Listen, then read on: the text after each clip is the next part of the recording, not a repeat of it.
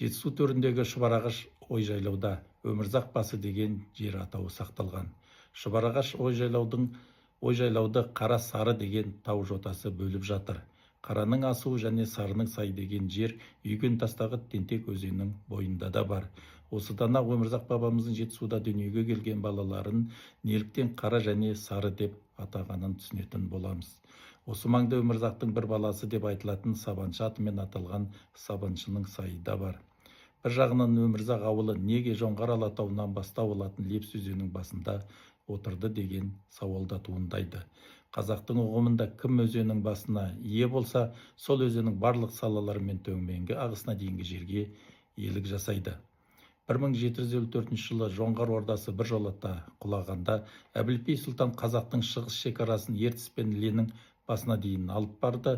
Солардың арқасында біз қазір Жетісу, Алтай мен Тарбағатайға иелік етіп отырмыз.